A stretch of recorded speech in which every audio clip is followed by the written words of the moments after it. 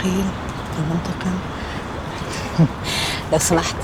اي لو سمحت، في منيو تاني؟ في، بس ده منيو. منيو. معلش، ده مش منيو الاكل، ده منيو الافكار. ولا يهمك. انا اسفه اتلخبطت، معلش. لا ولا يهمك. احنا بصراحه يعني بنحاول نكتب، فبنقعد نكتب كده عناوين افلام وافكار، بس بنعطل على كده قوي. بصراحه اكتر نفسنا نحول العناوين دي للسيناريو بقى. يعني بدكم تعرفوا كيف؟ يا ريت. طيب ليش لا؟ طب اتفضلي معانا. لوين؟ على البلاتو. على البلاتو؟ تعرفين هناك.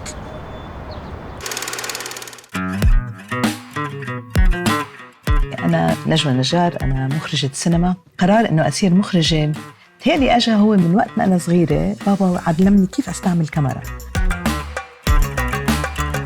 لما بدأت أعمل سينما كانت هي البداية إنه إيش القصص اللي نقدر نحكيها، إيش أنا بدي أقول، لأن في الآخر بدنا نطلع قصتنا بلغتنا بس كمان تنفهم، إنه يكون فيها نوع من يونيفرساليتي.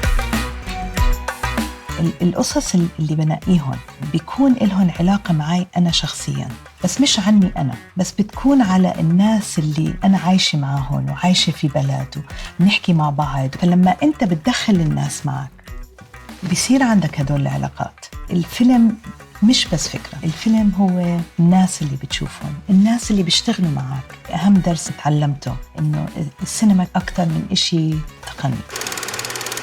بدي معروف منك قبل ما نبلش. ايه هو المعروف؟ شو صدان تعطيني اياه؟ الشنطه. بدي شنطة. ماشي، بس تعلميني السيناريو. خلص. هدول الافكار بدهم حبكه عشان تصير سيناريو. حبكه.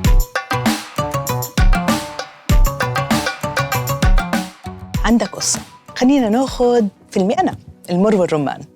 المر والرمان هذا اول فيلم انا عملته، روائي طويل. باخذ قصه مراه هي بتكون راقصة، جوزها بنسجن. هاي القصة. إيش الحبكة تبعتها؟ هي عايشة في مجتمع محافظ، عايشة تحت احتلال، وفي عندها عدة عناصر اللي رح توقفها توصل هدفها اللي هو الرقص. طب كيف هاي القصة بدنا نعملها عشان المشاهد بده يضله مهتم في الموضوع؟ لازم يكون في حبكة. الحبكة اللي بتاخذ المشاهد من مرحلة لمرحلة تانية لمرحلة ثالثة لمرحلة رابعة، وهدول المراحل بيكونوا أكت 1، أكت 2، أكت 3، الفصل الأول، الفصل الثاني، والفصل الثالث.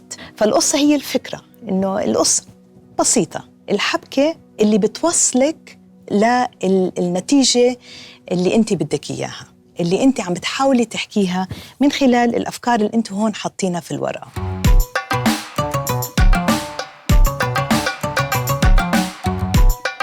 الفصل الأول بيكون بداية بحكي شوي عن مين رح يكون موجود في القصة، إيش هي القصة، المحل، المكان.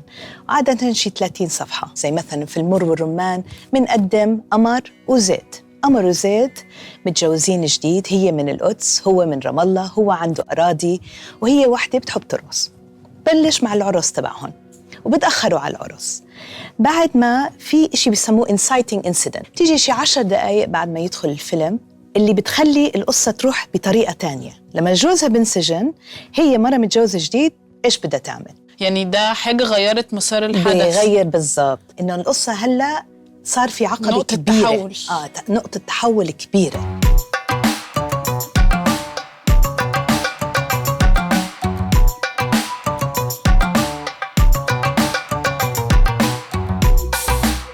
نهاية الفاصل الأول بيصير النقطة الثانية اللي كتير كبيرة، اللي ولا ممكن تقدر ترجع لورا.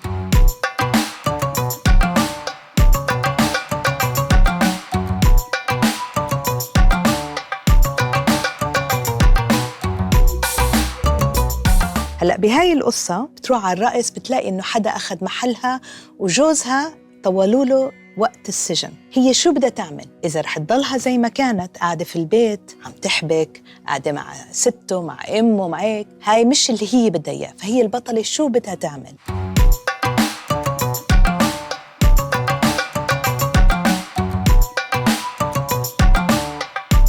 تاني فصل بيكون أطول شوي، بيكون فيها كل إشي اللي بيوصل البطلة لأهداف تبعونها. كل مرة بدها توصل الهدف في إشي رح يكون موقفها. ترجع على الرأس. بس إيش بيصير هلأ في القسم الثاني؟ في واحد ماخد محلها، جاي مدرب من لبنان فلسطيني وضارب عينه عليها. فبتصفي اللي عقبات تانية، مجتمع محافظ، عايشين كمان لا ننسى تحت احتلال، وفي عدة عواقب اللي بتيجي كمان مع العيش تحت الاحتلال، وبدها تروح تزور جوزها في السجن. فهدول الاشياء اللي بتصير في القسم الثاني، بس كل مره بتيجي لقدام في إشي بيرجعها لورا، كل مره بتحاول تيجي لقدام فيه لحد ما توصل ميد بوينت. عشان ما تهبط القصه لازم يصير إشي اللي رافع القصه لفوق.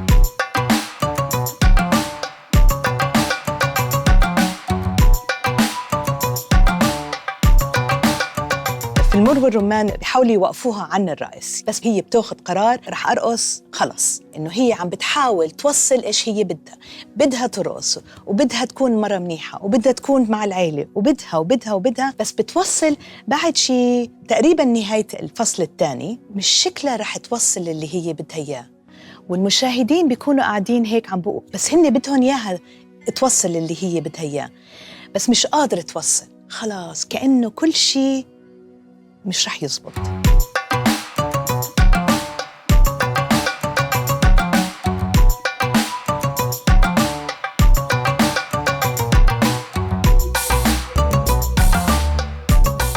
آخر فصل بتكون بداية النهاية، يعني إنه بعدين عندك كمان بقولوا 30 بس بتكون عادة 20 ل 30 صفحة في الآخر عشان تعمل النهاية.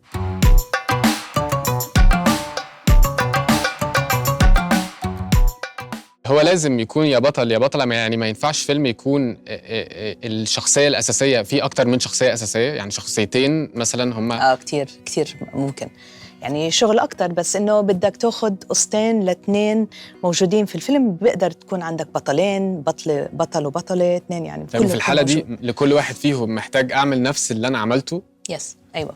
أوكي. لأنه كل واحد لازم يكون عنده هدف وبده يوصل لهدفه. الأدوار الثانوية يعني كتير ناس ما بعطوا هدول أهمية، وهدول الشخصيات كتير مهمين. مرات بعطوا ضحكة، بعطوا مسحة، بعطوا الروح. أم حبيب عندها كافيه بنص مخيم، ولا حد بيسترجي يحكي معاها، بيجي الجيش الإسرائيلي بدخل على المنطقة، هي محلها هيك حلو وبضحك، فبتجيب معاها الأولاد، فبتقدروا تحكوا على الأشياء الثانوية اللي حابين تطلعوها في القصة من خلال الشخصيات التانية.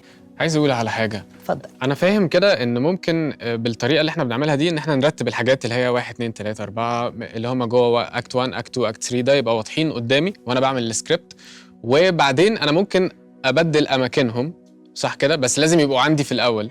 هو ده اللي بيخلي ناس، يعني أنا بشوف أفلام بتبدأ بإن المشكلة بتتحل، بعد كده بنرجع نشوف الموضوع من الأول خالص إيه اللي حصل. فهل بتبقى بالطريقة دي إن هو إحنا بس بنبدل ترتيب الحاجات لما بنحب نكسر القاعدة؟ تكتب بطريقة تانية، في طريقة كتابة بتكون شوي صغيرة مختلفة، وكمان لما بتقلب طريقة الكتابة لسه في أكت 1 أكت 2 أكت 3. أنا تقريباً كده فهمت كل حاجة، أنا جاهز إن أنا أكتب أول السكريبت ليا. طب أنا عندي تصوير، بقدر أستأذن منكم؟ ماشي خلاص. طيب. ممكن تمشي. شكراً. سلامات. شكراً. باي باي. ميرسي. فهمتي حاجة؟ والله بحاول. هيكل سيناريو أي فيلم بيتكون من 3 أجزاء، أكت 1 وأكت 2 وأكت 3، أو الفصل الأول والفصل الثاني والفصل الثالث. في الفصل الأول بنقدم فيه الشخصيات الرئيسية وبنعرف أهدافها، وكمان بنقدر نحدد المكان والزمان اللي بتدور فيه الأحداث. بيحصل في أولها الحدث المحفز اللي بيغير مجرى الأحداث وبيوصلنا للنقطة المحورية الأولى اللي بتوصلنا للفصل الثاني. الفصل الثاني ده فصل المواجهة أو التحدي، بيحصل فيه الصراع الأساسي للقصة، بيبقى فيه بطل عنده هدف عايز يوصل له رغم الصعوبات اللي بيقابلها. في نص الفصل الثاني بتحصل نقطة محورية تانية وهي الميد بوينت، دي هدفها إن هي تصعب على البطل إن هو يوصل لهدفه. وفي الجزء الأخير من الفصل الثاني بتحصل نقطة محورية تانية بتصعب عليه أكتر وأكتر الوصول لهدفه، لغاية إن هو ممكن يشك إن هو هيقدر يوصل للهدف ده، وده اللي بيوصلنا للفصل الثالث. في الفصل الثالث بنقدر نعرف إذا كان البطل أو البطلة عرفوا يوصلوا لهدفهم من الفصل الأول ولا لأ، وممكن يكتشف في الآخر إن هو كان ماشي في طريق غلط ويقرر يغير هدفه في الآخر. ما تنسوش تعملوا سبسكرايب ولايك وشير للحلقة، وهتلاقوا تدريب حلقة النهاردة في لينك هيظهر لكم على الشاشة. أشوفكم الحلقة الجاية. باي باي.